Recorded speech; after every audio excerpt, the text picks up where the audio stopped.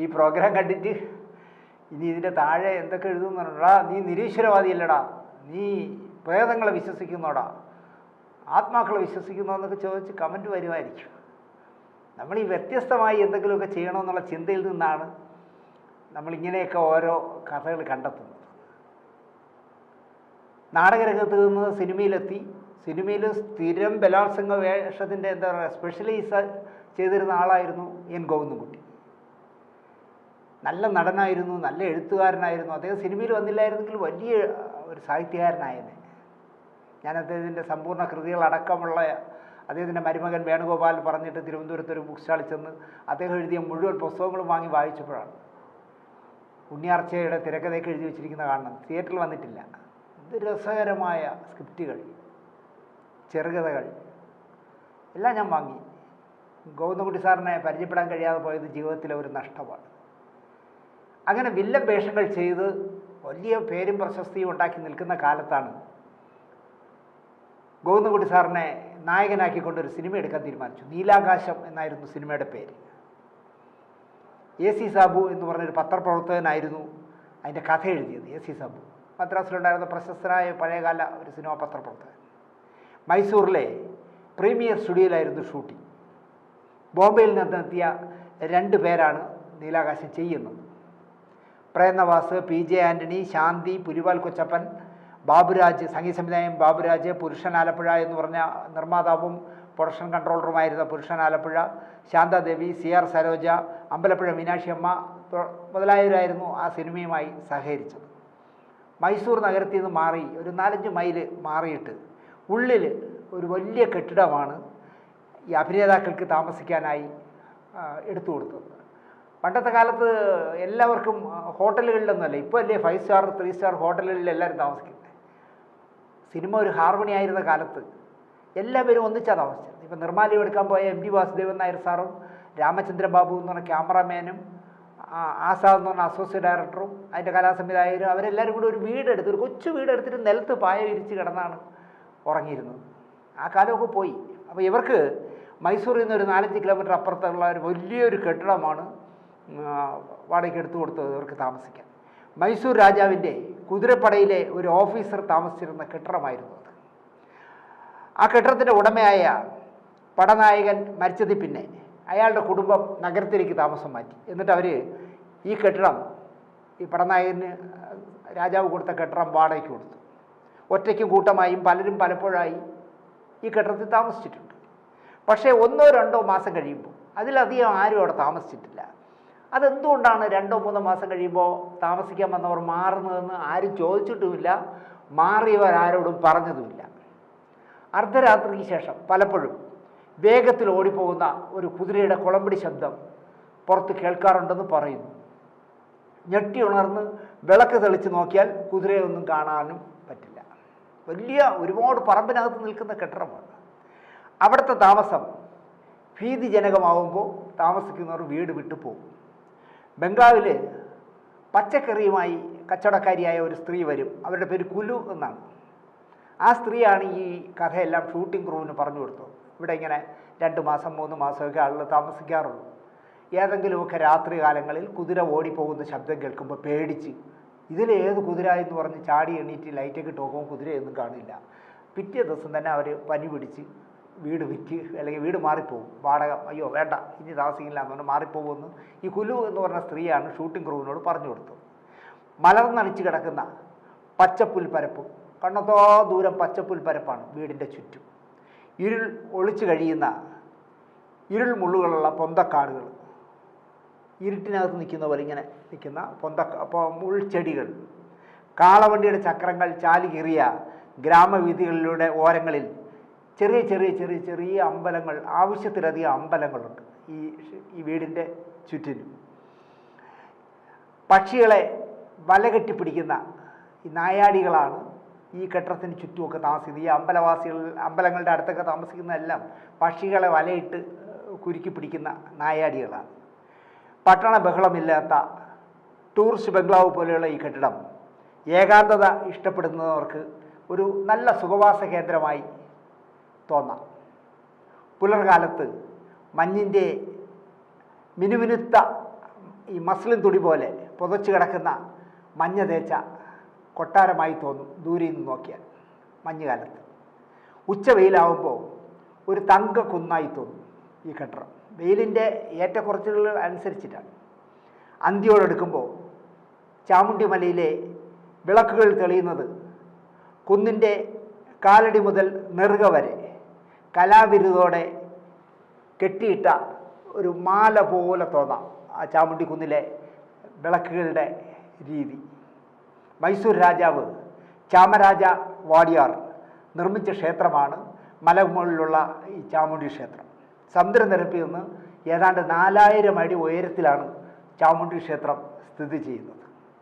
കഥാകൃത്തായ AC സാബുവും ഗോവിന്ദൻകുട്ടിയും നായിക ശാന്തിയും കൂടി മഞ്ഞധികമില്ലാത്ത വൈകുന്നേരങ്ങളിൽ ചാമുണ്ടി ക്ഷേത്രത്തിൻ്റെ താഴ്വാരം വരെ നടക്കാൻ പോകും. അപ്പോൾ ശാന്തി എന്ന് പറഞ്ഞ നടി, ഈ അടുത്ത കാലത്താണ് ശാന്തി മരിച്ചത്, KV ശാന്തി. ശാന്തിയുടെ കയ്യിലൊരു ട്രാൻസിസ്റ്റർ റേഡിയോ ഉണ്ട്. അതിലെ പാട്ടും കേട്ട് ഇവർ 3 പേരും കൂടി ചാമുണ്ടി ക്ഷേത്രത്തിൻ്റെ മലയുടെ മേളിലിരിക്കുന്ന ചാമുണ്ടി ക്ഷേത്രത്തിൻ്റെ താഴ്വാരം വരെ നടന്നിട്ട് തിരിച്ചു പോയി. ഒരു നാൾ നടന്നിട്ട് തിരികെ ബംഗ്ലാവിൽ വരുമ്പോൾ അവിടെ വലിയ വാഗ്വാദം നടക്കുകയാണ്. ഈ നേരത്തെ കേട്ട കുലു പറഞ്ഞ കുതിരക്കുളമ്പടിയെക്കുറിച്ചാണ് വിഷയം. ഇതാരോ ഉണ്ടാക്കിയ കെട്ടുകഥയാണെന്ന് ഒരു കൂട്ടർ, സ്ഥിരമായി ആരും താമസിക്കാതിരിക്കാൻ വീട്ടുടമസ്ഥൻ തന്നെ കെട്ടിച്ചമച്ച കഥയായിരിക്കുമെന്ന് മറ്റൊരു കൂട്ടം. അല്ല, ഇങ്ങനെ പഴയ കാലങ്ങളിൽ ഇതുപോലുള്ള സൗധങ്ങളിൽ ഇതുപോലുള്ള അനുഭവങ്ങൾ പലരും പറഞ്ഞു കേട്ടിട്ടുണ്ടെന്ന് ഇനി ഒരു കൂട്ടർ. ഈ ലോകത്ത് മനുഷ്യശക്തിക്ക് അതീതമായി ഒരു അദൃശ്യ ശക്തി പ്രവർത്തിക്കുന്നുണ്ട് എന്ന് ഒരു ടീം. അങ്ങനെ മൊത്തത്തിൽ വാഗ്വാദം നടക്കുകയാണ്. കണ്ടതിനും കാണാവുന്നതിനും അപ്പുറം കണ്ടെത്താത്ത സത്യങ്ങളുടെ മഹാപ്രപഞ്ചമുണ്ടെന്ന് ആധുനിക ശാസ്ത്രം വരെ സമ്മതിക്കുന്നു. കണ്ടില്ലെന്ന ഒറ്റ കാരണത്താൽ ഒരു വസ്തു ഇല്ലെന്ന് വാദിക്കുന്നത് ശാസ്ത്രീയമോ യുക്തിഭദ്രതയോ അല്ല. ഈ ചർച്ചകൾക്കിടയിൽ കുശിനിക്കാരൻ കുള്ളംകുട്ടൻപിള്ള എല്ലാവരെയും ഊണ് കഴിക്കാനായി വന്ന് വിളിച്ചു. വരി വർത്തമാനമൊക്കെ മതി, ഇനി വന്ന് ആഹാരം കഴിക്കൂ എന്ന് പറഞ്ഞ് വിളിച്ചിട്ട് പോയി. ഉണ്ണുമ്പോഴും വിഷയം ഈ കെട്ടിടത്തിൻ്റെ ചുറ്റും കേൾക്കുന്ന കുതിരക്കുളമ്പടിയെക്കുറിച്ചായിരുന്നു.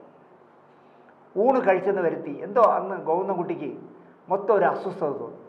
ഊണ് കഴിച്ചെന്ന് വരുത്തിയിട്ട് ഗോവിന്ദൻകുട്ടി തൻ്റെ കിടപ്പുമുറിയിലേക്ക് പോയി. നന്നായിട്ടൊന്ന് ഉറങ്ങണം. എന്തുകൊണ്ടോ മനസ്സിൻ്റെ സ്വസ്ഥത നശിച്ചതുപോലെ അദ്ദേഹത്തിന് തോന്നി. ഗോവിന്ദൻകുട്ടിയുടെ സഹമുറിയൻ എന്ന് പറയുന്നത് പുലിവാൽ കൊച്ചപ്പൻ എന്ന് പറയുന്ന നടനാണ്. അദ്ദേഹം കട്ടിലിൽ വന്നിരുന്ന് ഒരു ബീഡി കത്തിച്ച് വലിച്ചുകൊണ്ട് ഏകാന്തതയിലേക്ക് നോക്കിയിരുന്നു. അതിനിടയിൽ സ്വയം പറയുന്നത് പോലെ പുലിവാൽ കൊച്ചപ്പൻ പറഞ്ഞു, ഞാനിതൊന്നും വിശ്വസിക്കുന്നില്ല, ഗോപി വിശ്വസിക്കുന്നുണ്ടോ എന്ന് ഗോവിന്ദൻകുട്ടിയോട് ചോദിച്ചു. മറുപടി പറയാതെ വിളക്കണച്ച് കമ്പിളി മൂടി പതിപ്പിച്ച് ഗോവിന്ദൻകുട്ടി ഉറങ്ങാൻ കിടന്നു. ചാരിയിരുന്ന ജനലിൻ്റെ പഴുതിലൂടെ മലമുകളിലെ ചാമുണ്ടി ക്ഷേത്രത്തിലെ വിളക്കുകൾ എന്താ പറയുക, മിഴി ചിമ്മി നിൽക്കുന്ന കാഴ്ച രാത്രി നല്ല രസമാണ്. ഈ ജനാലയുടെ ഇടയിൽ കൂടെ കാണാം മലയുടെ മുകളിൽ ചാമുണ്ടി ക്ഷേത്രത്തിലെ വിളക്കുകൾ. ദിവസങ്ങളിങ്ങനെ മാറി മാറി പൊയ്ക്കൊണ്ടിരുന്നു. പച്ചക്കറിക്കാരി കുലുവിൻ്റെ കുതിരകഥ അന്തരീക്ഷത്തിൽ പല രൂപത്തിലും ചാകാതെ കിടന്നു. പലരും പല രൂപത്തിൽ പലപ്പോഴായി പറഞ്ഞുകൊണ്ടിരുന്നു. പുഴുവിനെ കണ്ടാൽ പാമ്പാണെന്ന് പറയുന്ന പെൺവർഗത്തിൽപ്പെട്ട കുലുവിൻ്റെ കഥ വിശ്വസിക്കേണ്ട എന്ന് അല്പം എന്താ പറയുക നിരീശ്വരവാദം എന്ന് വേണമെങ്കിൽ പറയാം ഉള്ള ഗോവിന്ദൻകുട്ടിക്ക് തോന്നി. ആ പച്ചക്കറിക്കാരി വെറുതെ പുളു അടിക്കുന്നതാണ്, നമ്മളതൊന്നും വിശ്വസിക്കേണ്ട, മനസ്സിനെ വെറുതെ അസ്വസ്ഥരാക്കേണ്ട എന്ന് ഗോവിന്ദൻകുട്ടിക്ക് തോന്നി. ഒരു നാൾ ഷൂട്ടിങ് നേരത്തെ തീർന്നപ്പോൾ കൊച്ചപ്പനെയും കൂട്ടി ഗോവിന്ദൻകുട്ടി ഒരു സിനിമ കാണാനായിട്ട് പട്ടണത്തിലേക്ക് പോയി. 10 മണി കഴിഞ്ഞാണ് അവർ മടങ്ങി വന്നത്. കുശിനിക്കാരൻ കുള്ളംകുട്ടൻപിള്ള ഒഴിച്ച് ബാക്കി എല്ലാവരും ഉറങ്ങിക്കഴിഞ്ഞു. ഭക്ഷണം പുറത്തു നിന്ന് കഴിച്ചിട്ടാണ് ഞങ്ങൾ വന്നത്, അതുകൊണ്ട് കുട്ടൻപിള്ളേ ഞങ്ങൾക്ക് ഭക്ഷണം വേണ്ട എന്ന് പറഞ്ഞ് ഗോവിന്ദൻകുട്ടി കൊച്ചപ്പനുമായിട്ട് മുകളിലത്തെ മുറിയിലേക്ക് ഉറങ്ങാൻ പോയി. നല്ല പതിവില്ലാത്ത തണുപ്പ്. മുറിയിൽ കയറിയ പാടെ വിളക്കണച്ച് കട്ടിലിൽ മൂടി പുതച്ച് ഗോവിന്ദൻകുട്ടി കിടന്നു. ഉറക്കം വന്ന് തൂങ്ങിയ കാരണം ചാമുണ്ടി ക്ഷേത്രത്തിലെ വിളക്കുകൾ മാല പോലെ ജനാലയുടെ വിടവിലൂടെ പതിവായി കാണുന്ന കാഴ്ചയൊന്നും കാണാതെ അദ്ദേഹം കണ്ണടച്ച് കിടന്നു. നല്ല ഉറക്കക്ഷീണമുണ്ട്. എപ്പോഴോ ഉറങ്ങി ഗോവിന്ദൻകുട്ടി. അങ്ങനെ നന്നായിട്ട് ഉറങ്ങിയ ഗോവിന്ദൻകുട്ടി പെട്ടെന്ന് എന്തോ കേട്ട് ഉണർന്നു. അദ്ദേഹം ശ്രദ്ധിച്ചപ്പോൾ ദൂരെ നിന്നൊരു കുതിര വളരെ വേഗത്തിൽ ഓടി വരുന്നതിൻ്റെ കുളമ്പടി ശബ്ദം ഇങ്ങനെ കേൾക്കുന്നു. അകലെ നിന്ന് കേട്ടു തുടങ്ങിയ ആ ശബ്ദം അടുത്തടുത്തേക്ക് വരുന്നു. ഡിജിറ്റൽ ഡോൾബിയിൽ കേൾക്കുന്ന പോലെ, ഇപ്പം നമ്മൾ അറ്റ്മോസ്ഫിയറൊക്കെ കേൾക്കുന്ന പോലെ കർണപുടങ്ങളെ തകർക്കുന്ന അത്രയും ഉച്ചത്തിൽ ഏതാണ്ട് കെട്ടിടത്തിനടുത്തുകൂടി ആ കുതിര പാഞ്ഞു പോകുന്നു. അപ്പോഴാണ് ഗോവിന്ദൻകുട്ടി അറിയുന്നത് ഞാൻ ഉറങ്ങുക അല്ലായിരുന്നു. അദ്ദേഹം ഉണർന്നു കിടക്കുകയായിരുന്നു. തൻ്റെ ഹൃദയം വല്ലാതെ മിടിക്കുന്നുവെന്ന് ഗോവിന്ദൻകുട്ടിക്ക് മനസ്സിലായി. പടപടപടപട അടിക്കുന്നു. ഗോവിന്ദൻകുട്ടി കണ്ണ് തുറന്നിട്ടുണ്ട് എന്ന് ആദ്യം ഉറപ്പിച്ചു. ഞാൻ ഈ കിടന്നുകൊണ്ട് കണ്ണടച്ചിട്ടാണോ ഇത് കേൾക്കുന്നതെന്ന് അറിയാൻ ഗോവിന്ദൻകുട്ടി ഒന്ന് പരതി നോക്കിയപ്പോൾ ഇല്ല, ഞാൻ കണ്ണ് തുറന്നിട്ടുണ്ട് എന്ന് മനസ്സിലായി. അതുകൊണ്ടല്ലേ മുറിയിൽ ഉറഞ്ഞു നിൽക്കുന്ന അരണ്ട വെളിച്ചം എനിക്ക് കാണാനാവുന്നത് എന്ന് അദ്ദേഹം സ്ഥിരപ്പെടുത്തി. എന്നാൽ എല്ലാം കുഴഞ്ഞു മറിയുന്ന ഒരവസ്ഥ, ശബ്ദം, വെളിച്ചം, മയക്കം, ഉണർവ് എല്ലാം ഒരുമാതിരി കൂട്ടിക്കുഴഞ്ഞ് മാറി മറിയുന്നത് പോലെ അദ്ദേഹത്തിന് തോന്നി. ഇപ്പോൾ കുതിരക്കുളമ്പടിയുടെ ശബ്ദം അറ്റ്മോസ്ഫിയറിൽ നമ്മൾ തിയേറ്ററിൽ കേൾക്കുന്ന പോലെ നമ്മുടെ സീറ്റിനടുത്തുകൂടി പോകുന്ന പോലെ ഗോവിന്ദൻകുട്ടിക്ക് തോന്നി. ഞാൻ കിടക്കുന്ന മുറിയുടെ ജനാലയുടെ വശത്തുകൂടി ആ കുതിര പടപടപടപടാന്ന് ഓടിപ്പോകുന്നു എന്ന് അദ്ദേഹത്തിന് തോന്നി. എവിടെ നിന്നോ കുതിര പാഞ്ഞു വരുന്ന അത്രയും വേഗതയുണ്ട് അതിന്. പെട്ടെന്നാണ് ജനാലയുടെ ചെറിയ വിടവിലൂടെ ഗോവിന്ദൻകുട്ടി ആ കാഴ്ച കണ്ടത്.